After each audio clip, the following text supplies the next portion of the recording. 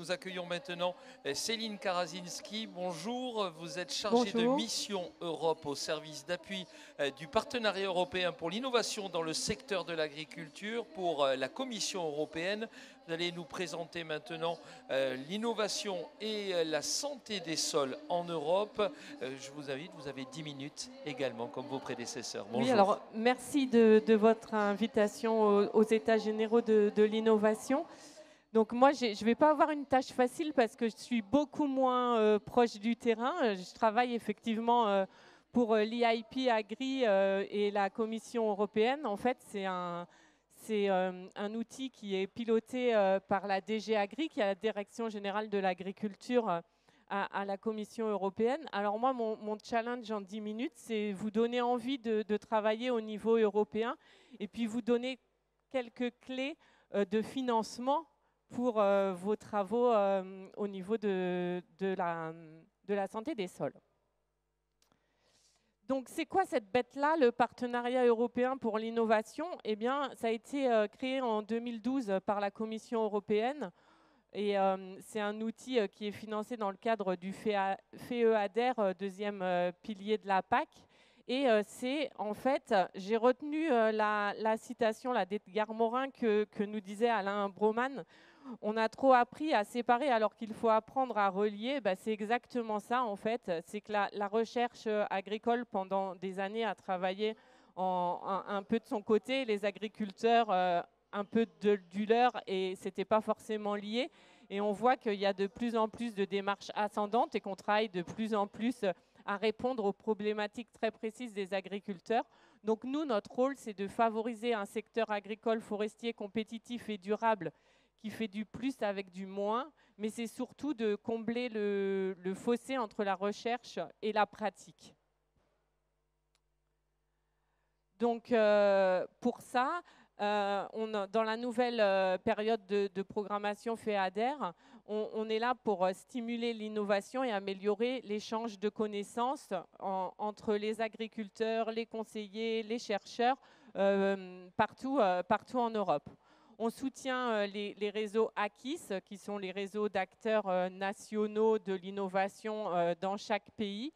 Et puis, l'objectif est notamment de créer de la valeur ajoutée, de relier, je l'ai déjà dit, les acteurs et les projets d'innovation, et puis de pouvoir trouver des solutions innovantes qui sont facilement transposables sur les exploitations agricoles. Donc ça, c'est un petit schéma, c'est pour vous expliquer en fait les liens qu'il y a au niveau du PEI Agri, on dit en français, hein, mais ma diapo est en anglais, mais donc c'est EIP Agri en anglais. Et en fait, au niveau régional, la déclinaison de tout cet outil, c'est les groupes opérationnels. Donc vous en avez peut-être entendu parler, il y a eu un appel à projet émergence récemment lancé par le Conseil régional. Donc c'est d'un côté cette déclinaison territoriale au niveau des groupes opérationnels et puis de l'autre côté tout ce qui est projet Horizon, alors anciennement Horizon 2020, des projets de recherche qui s'appellent maintenant Horizon Europe. Et puis ce lien entre tout ce qui peut se faire au niveau du terrain, des groupes opérationnels et puis des projets Horizon Europe. Donc le commissaire européen à l'agriculture avait dit qu'il est impossible de surestimer l'importance des sols. C'est pour ça que sur cette nouvelle programmation européenne, ont été mis en place différents outils de financement pour aider les États membres à travailler sur les sols. Et du coup, le PEI Agri a essayé en fait est en train d'essayer et va continuer à diffuser le maximum d'informations sur tout ce qui se fait au niveau des sols. C'est pour ça que j'ai pris beaucoup de notes et que en fait tout ce que vous avez dit ce matin va remonter auprès de la DG Agri pour voir comment nous on peut aussi de notre côté pouvoir diffuser tout ça à d'autres agriculteurs européens, bien, si vous en êtes d'accord bien sûr. Hein. Et en fait, il y a sur notre site internet une page thématique. Alors, j'ai mis beaucoup de liens dans mon diaporama. Je ne sais pas si si le diaporama pourra être diffusé pour par la suite, pour que les gens puissent... On peut retrouver en dessous de l'écran, pour celles et ceux qui nous suivent sur la chaîne AgriWeb TV, on peut retrouver bien sûr tous les liens que vous allez évoquer. Voilà, super, parce qu'autrement, s'il faut que je montre tout, je ne tiendrai pas en 10 minutes. Donc on a une page thématique qui a récemment été mise à jour sur tout ce qui se fait en matière de projets sur les sols au niveau européen. Et puis on a différents événements qu'on organise ou qu'on a déjà organisés. Donc un atelier sur la mission européenne sur les sols, prendre soin des sols et prendre soin de la vie, donc qui était en 2020, un séminaire interactif en 2021, des sols sains pour l'Europe, une gestion durable par la connaissance et la pratique. Alors c'est vrai qu'en ce moment, on repart sur des organisations en présentiel, mais toutes ces ateliers et séminaires ont été faits en ligne. Alors, ce qui est du coup plutôt intéressant pour vous, parce qu'il y a tous les replays sur le site internet, donc vous pouvez aller regarder ça et puis essayer de voir un peu ce qui se passe ailleurs et si ça peut vous aider dans la construction de vos projets ou même dans des solutions que vous pouvez du coup trouver ou échanger avec différents partenaires. Et puis, on a bientôt, là, le 8 et 9 juin 2022, un événement. Alors, c'était sur invitation et on a clôturé les invitations parce que, en fait, c'est très, très prochainement.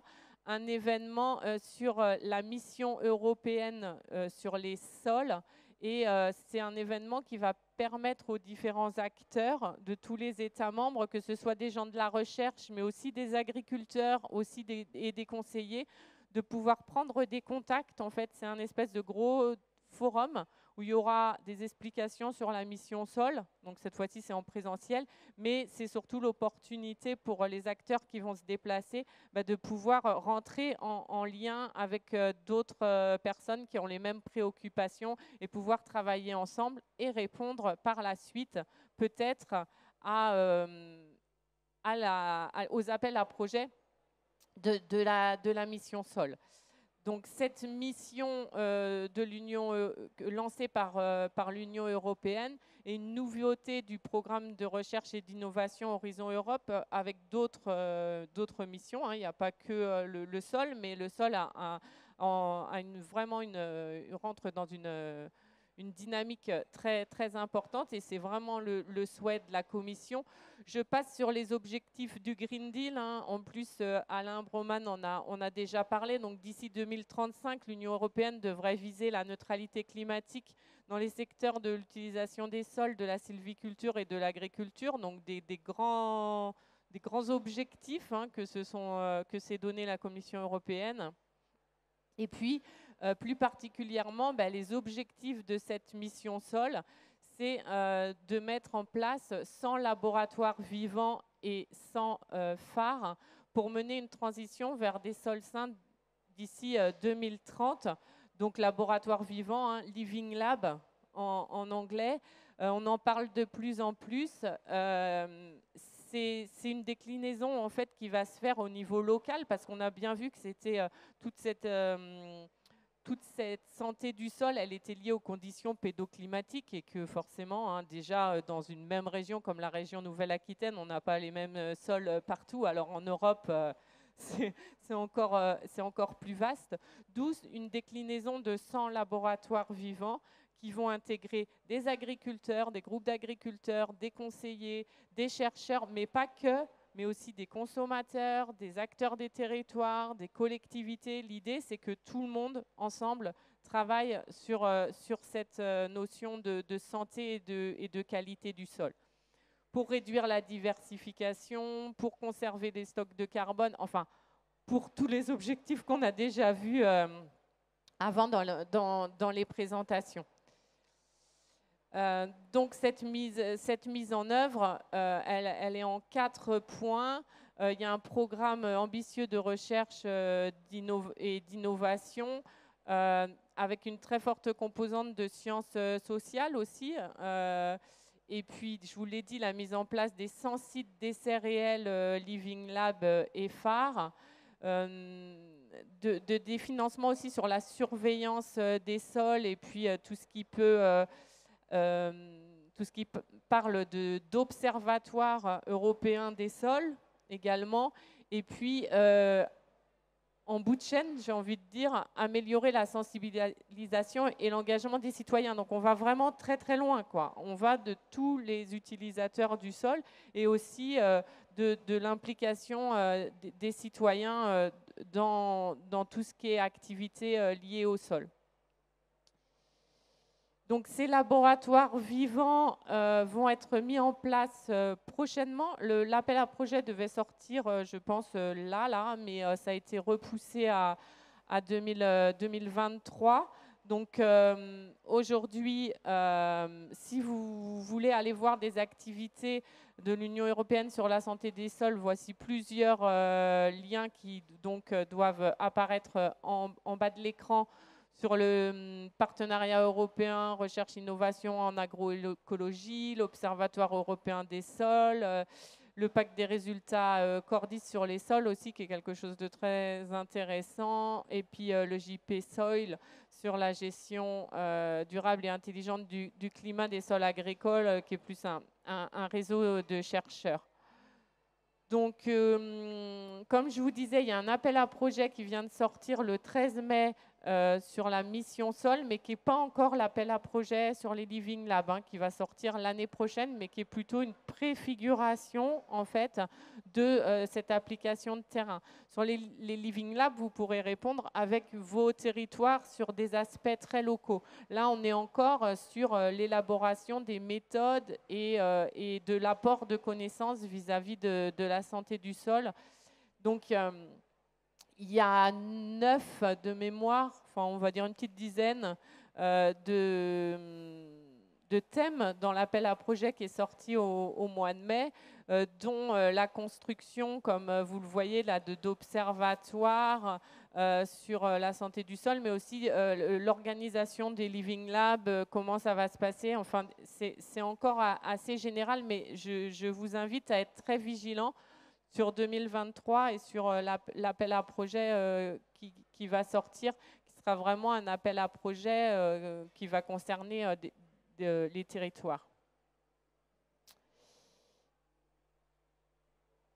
Vous avez toutes les informations sur notre site internet de l'IIP Agri, où vous pouvez retrouver tous les groupes opérationnels qui existent en Europe, et également tous les projets Horizon 2020, Horizon Europe.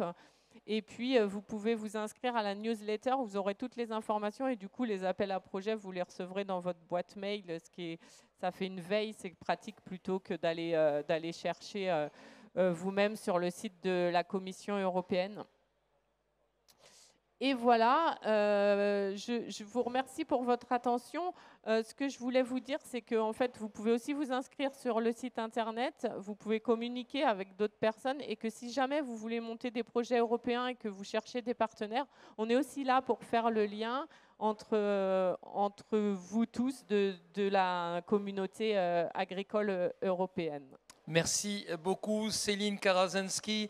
Ainsi se termine cette 8e édition des États généraux de l'innovation sur le thème de la santé et la qualité des sols au sein même de ce salon de l'agriculture de Nouvelle-Aquitaine. On va saluer la pertinence de tous nos témoins par quelques applaudissements, s'il vous plaît, mesdames et messieurs, pour celles et ceux qui sont ici sur notre plateau. Merci de nous avoir suivis également sur AgriWeb TV. On vous dit à très bientôt.